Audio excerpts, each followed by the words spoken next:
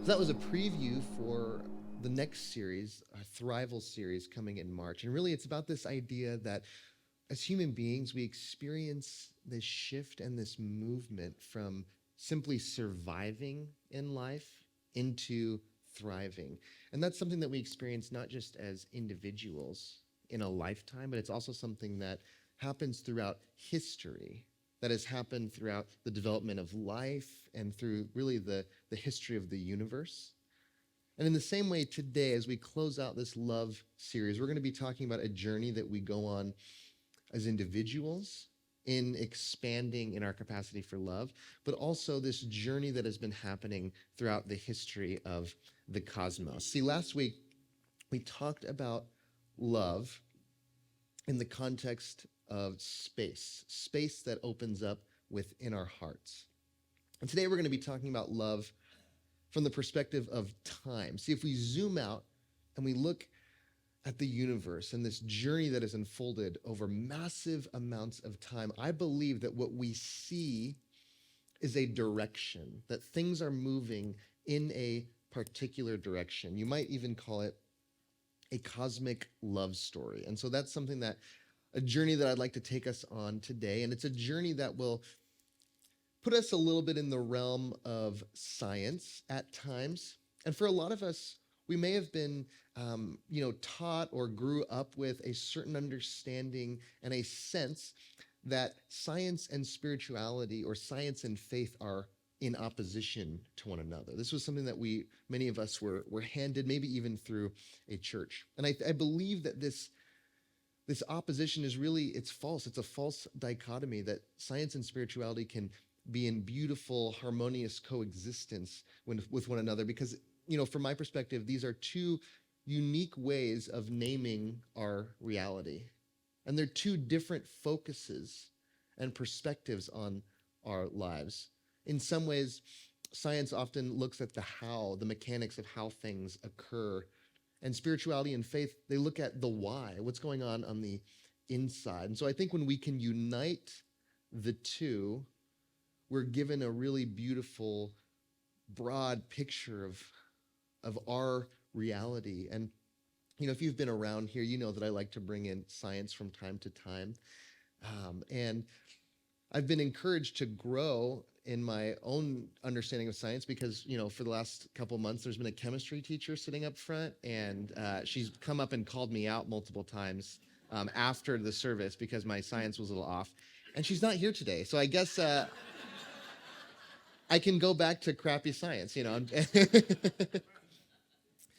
But today I want to talk a little bit about evolution. And first I want to make something clear. Like, I have no interest in convincing anyone of anything. I just simply like to share some different perspectives and ways and frameworks that we can look at our life together and our reality together, and in hopes that it can encourage and inspire and make us think a little bit. And again, it's important to remember evolution, like the Big Bang, like even gravity, evolution is a scientific theory. We don't have all the answers when it comes to the way that life developed here on Earth. But something that I feel pretty strongly about is that the theory of evolution is not, or doesn't have to be at odds with a life of faith, with a life of spirituality, with belief in a creator maybe, or belief in some sort of divine source. Because whether it's the theory of evolution or whether it's the Bible or whether it's any spiritual tradition, these are all various forms of storytelling. Just as spirituality engages in beautiful forms of storytelling that help expand our mind and our understanding, so does science. Science is also a form of storytelling. It's a storytelling that attempts to present the best picture of how things happened. And so I believe that there are ways to integrate these seemingly opposing ways of looking at the world into something that can really create a beautiful picture. What does all this have to do with love? Well, last week we looked at love as this internal reality, this thing that really happens and this expansion that takes place inside of us. And today we're going to look at love as this thing that is developed throughout the cosmos, so really an external reality. And that word cosmos comes from the Greek with a K. That's all they did. We just changed the K to the C, I guess. We thought that was enough. And this I think the K is pretty cool. But anyway, this word cosmos essentially in the Greek means harmonious order. So it's this sense that this universe that we are a part of, which at times seems chaotic, which at times seems random, is actually a larger system. It's a view that maybe there is this order happening to the universe, and sometimes we just aren't able to see it. And actually, the word cosmos is derived from this verb komizo, which means to take care. Maybe have this opportunity to look at this perspective from the ancient Greeks that the universe, that this system, that this cosmos and this cosmic order, it's actually one of care. Maybe that inherent in the cosmos, there is a sense of care and nurture and purpose. And yet that sense of purpose unfolds in such a way that it's not always clear at the beginning. And this is true not just in the universe, but it's also true in our lives, that there are situations that we get in where we're looking for that order, but it doesn't always seem to be there right away. And there's a movement that takes place from chaos into cosmos. How many of us can attest to this in different areas of our lives? Maybe there was a moment when you started a new job and things seemed like chaos. And it wasn't until later that you had this sense and this realization that there was actually a larger order to what was happening. Maybe there's been moments in your relationships that felt chaotic, that felt purposeless. And you were thinking, where's the cosmic order in all of this? Where is God in this? But that order often reveals itself over time. Let's take a look at the universe. This universe building business can be really long, hard, and lonely work. And really that work involves things being drawn to each other, things that were maybe on their own, being drawn to other things, and from that, new things come about. So particles come together to form planets. Cells in our bodies come together to form life. People come together to form communities. So these things arise that weren't there until these other parts came together. For example, if two kids stood on top of each other and put it on a trench coat, they may actually become a grown man, as evidence from this scene from The Little Rascals. Things come together and new things emerge, right? There's actually a scientific name for this, and it's really that word emergence. The scientific meaning is this: emergent properties are characteristics of a system that arise from the interactions and relationships among its components, but are not present in the individual components themselves. That's a really ultra scientific and fancy way of saying this.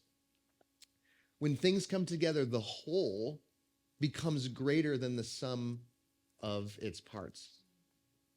And how does it do that? Through relationships among the components. So something greater forms, when pieces come together, something greater forms through relationship. Think about your family, right? There's like a spirit to a particular family. And it's more than just the individual people, right? Something greater arises. Think about friendships, right? Like even just a friendship between two people, there's one person and there's the other person, and yet between them, the friendship itself also begins to take on a life and character of its own. For a couple of years, I was in a band, and though we were all pretty good musicians, there was something unique that happened when the four of us actually came together, and the relationship between our instruments and the relationship between one another actually began to develop something that was far more than just four people playing music at the same time. And I think this is true when we look around. We look at this community. We are so much more than just the sum of all the people that show up here together, and it happens through relationship. It happens through the connections between us. See, everything in the universe develops through time and through relationship. See, life began billions of years ago from a very simplistic way, as far as we understand, life began and we were single-celled organisms at the very beginning. And basically, we didn't have any senses, right? So we were just kind of floating around, bumping into one another, trying not to die. And sometimes life can still feel like that, right? You're just floating around, bumping into things, trying not to die. And yet, over long periods of time, through all these different forms of relationships, we have now arrived at this incredibly complex experience that we're having now, right? Cosmologist Brian Swimme, he has this way of stating it: the earth was once molten rock and now sings operas. Whether or not you maybe believe in a God or have a concept of God, or maybe your spirituality doesn't, have that sort of framework, I think that no matter what, regardless, we can all agree that there is some directionality to the universe. There is some direction and flow, that something's happening in the universe, right? And we're bearing witness to it. And what seems to be happening is there's more complexity, more awareness, more consciousness happening through this time and these relationships. A singer-songwriter named Stuart Davis, in one of his songs, puts it this way: if Mother Teresa came from clay, maybe there's more to evolution than a little DNA. So what is this direction that we're talking about? We're saying that there's something happening. There's a direction that the universe seems to be moving in. But what is it that is emerging? Well, if we go back to that example of operas, we can think about art and how art is this incredible tool for empathy and connection, that we can see things in art described of our own emotional experience. That is something that is developed in the universe.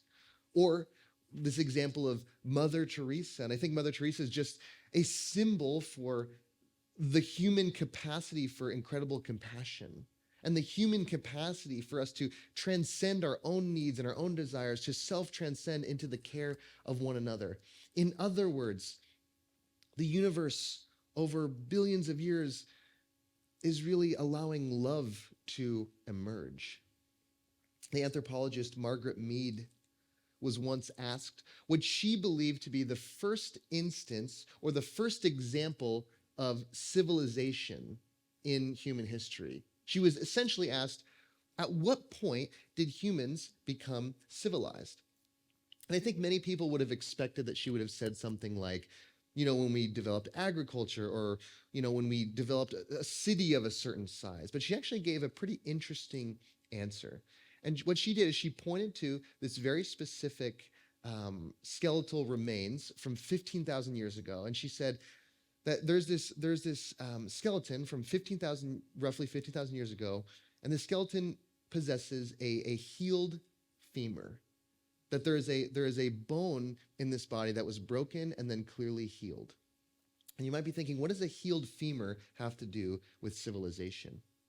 Well, if we look at the animal kingdom, what we tend to see is that there isn't a lot of space and compassion for injury in the animal kingdom. Like if an animal is a part of its pack and an animal gets injured, there's not many instances in which the other animals are going to stop and take care of that animal. They're going to wait for that animal to heal. When something gets injured in the animal kingdom, it becomes incredibly vulnerable, and in some ways it becomes a liability for its pack. And this was actually, true for much of our development throughout the ancient world. And so what this healed femur indicates is that there was a point when a person injured themselves, and the tribe, that hunter-gatherer group, instead of abandoning them, instead of saying, well, they're a liability, and our biology says we need to just survive, and this person is getting in the way of that, instead of doing that, they actually sat with that person, they took care of them, they allowed them to heal, they nurtured them, getting nothing in return, perhaps even at great cost to their own safety.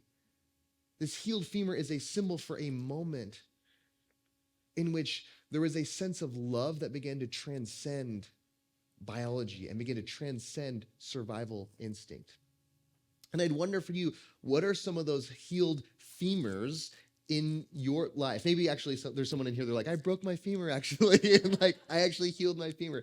No, I mean, like, what are those moments in your life where someone did something for you, or someone nurtured you, or someone cared for you when they were getting nothing in return, maybe at great personal cost? We all have those people and those moments in our lives. See, for a long time, it feels as though Western society has been dominated, maybe consciously or maybe subconsciously, dominated by this phrase, survival of the fittest, which comes from Charles Darwin. And we've really kind of interpreted this to mean only the strong survive. And how many of us kind of can see this still playing out in our world, right? Like we look at the business world and the marketplace and finance, and it seems like there's this energy of like only the strong survive. We look at the way that we, take care of the least of these in our society, and it feels like survival of the fittest is still a dominant worldview, science or not. And yet actually, the way that we've interpreted this phrase is a misnomer and a misunderstanding.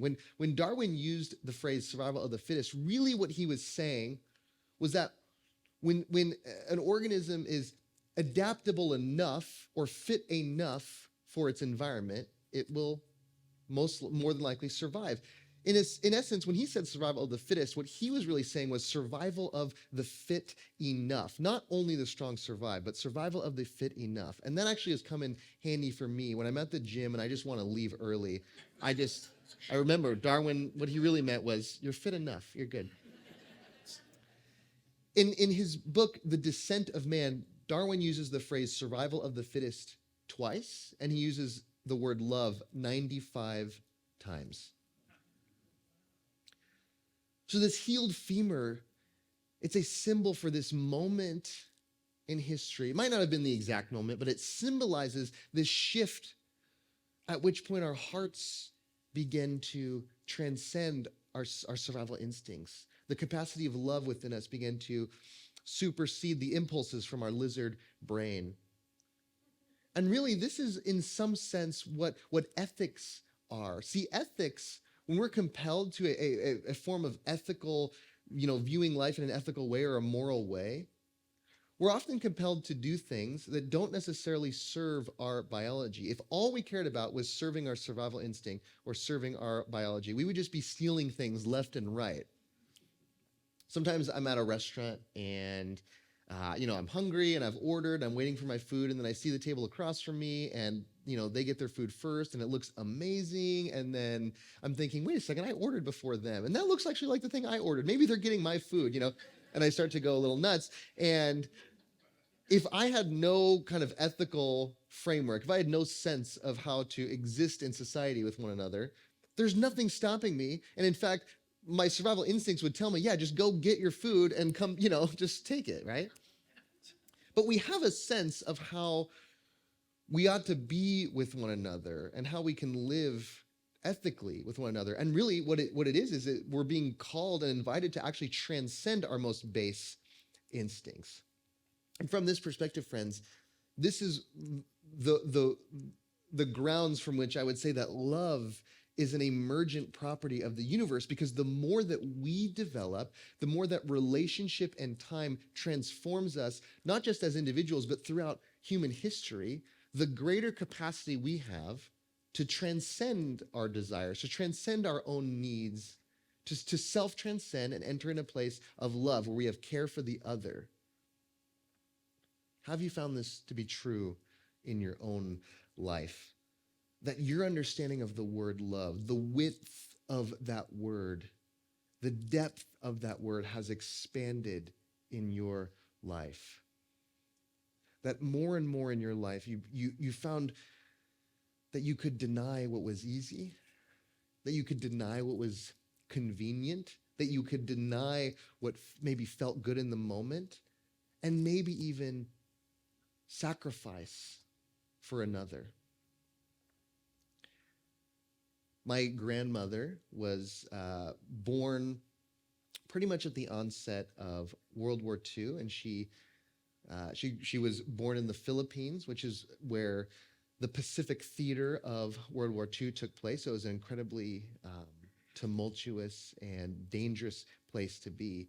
in the early 40s. And so that's my grandmother. And my great-grandmother, like many of the other mothers in that time, they would hear sirens go off when they would think an air raid was coming, and they had the sense that bombs were going to drop. And my great-grandmother and the other mothers in her community, they would lay on top of their baby with hopes that if the bombs fell, at the very least, they might be able to save their child. And so I'm told that this is kind of the beginnings of my grandmother's life, is that sort of sacrificial love and that symbol of sacrificial love.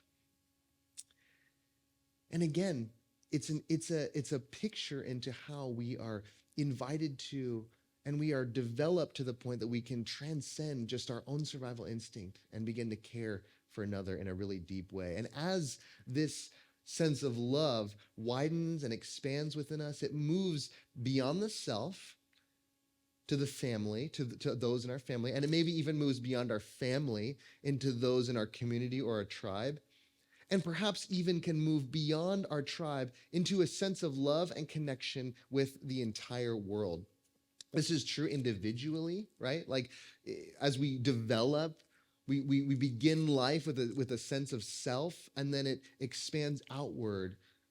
We identify with our family, we identify with our community, and then hopefully maybe we have a sense of connection with the entire world. But it's also true with how we've developed historically throughout, thousands and thousands of years. And there's hints of this in ancient religion.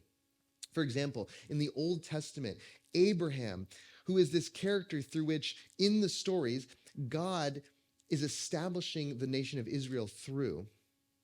And there's this moment in Abraham's story where God basically says, look, I'm going to establish this people group through you, but it will be for the blessing of all nations, of all people.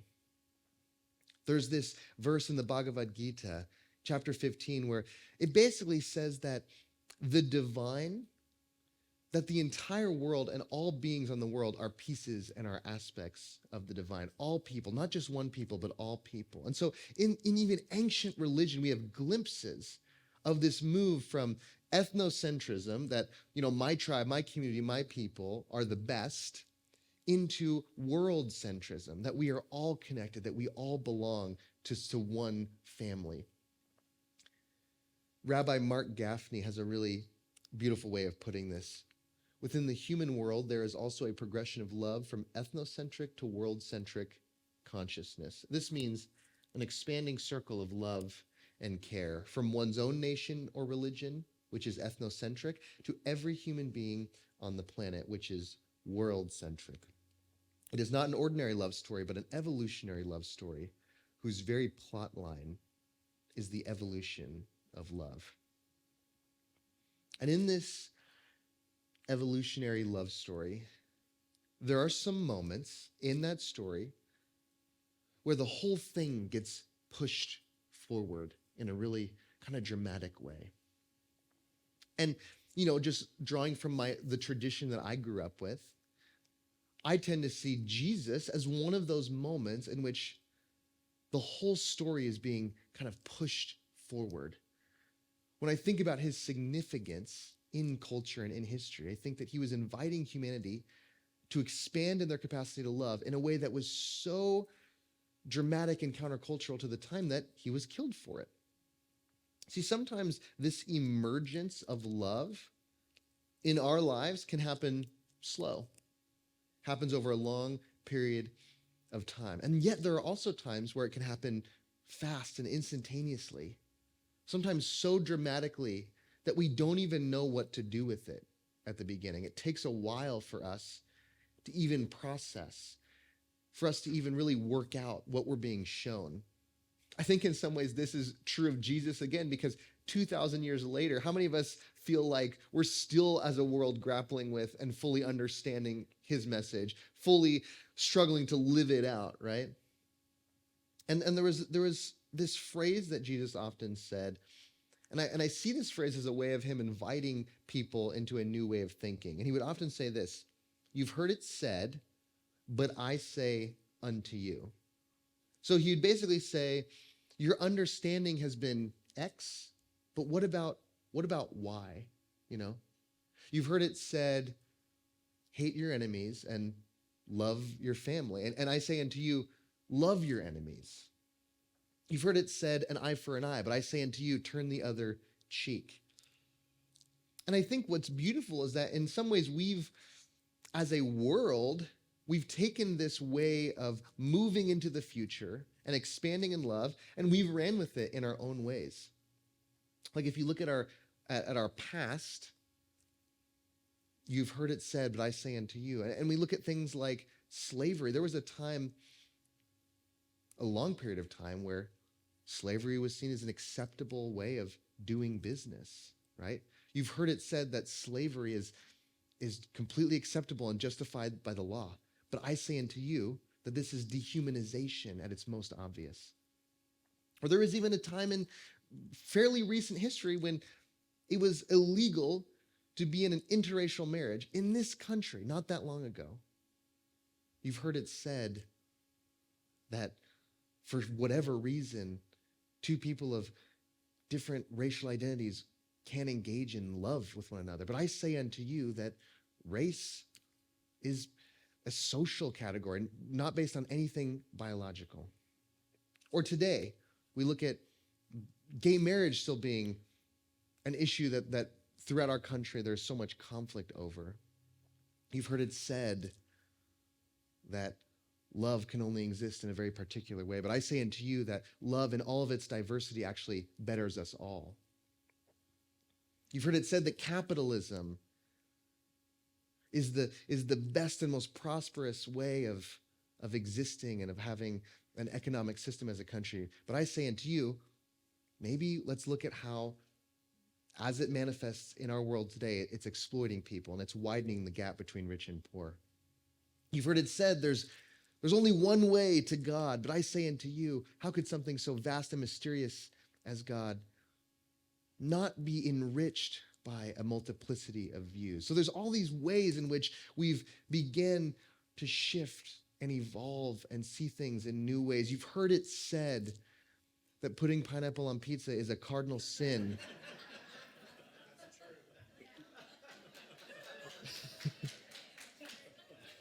But friends, we need to wake up. We need to open up our understanding. We need to let go. So as love emerges, it keeps pushing our boundaries. As love emerges in our own lives, sometimes it leaves us feeling stretched. And as love emerges throughout the world in society, sometimes it leaves us feeling like the world is in chaos. If we look at our cultural moment right now, we're at this really incredible transition point. And I actually think it's because of all the ways that we're expanding, receiving a lot of pushback. We're at this very interesting tipping point and transitional point.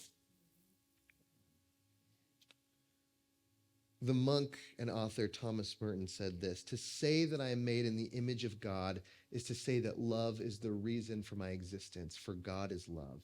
Love is my true identity. Selflessness is my true self. Love is my true character. Love is my name." Maybe that phrase, God is love, doesn't work for you. Feel free to flip it. Love is God. Love is emerging, and as it does, it pulls us into its orbit. It expands our capacity. Love isn't just something that we make, it's something that is making us. It's not just something that we create, it's creating us. It's not just something that we can cultivate, it's cultivating us. And I get it, it can feel very hopeless sometimes in our lives and when we look around at the world. But don't forget, friends, that the world is full of healed femurs. That history is full of giant leaps forward. And maybe right now what we're just experiencing is the chaos from another one of those leaps. But it's not your job and it's not my job to figure out how the world is going to make that transition. No, I think our job is just to allow love to emerge within us. It's not your job to figure out how others are going to let love influence their life. It's simply your job to do, as Joseph Campbell said, to make your heartbeat match the beat of the universe, to match your nature with nature. I'll say it again. The goal of life is to make your heartbeat match the beat of the universe, to match your nature with nature. In other words, in our short time, in this form as human beings, may I get in step with reality. May we recognize the beat of the universe as emergent love. And may we do whatever we can to allow that to manifest in our lives.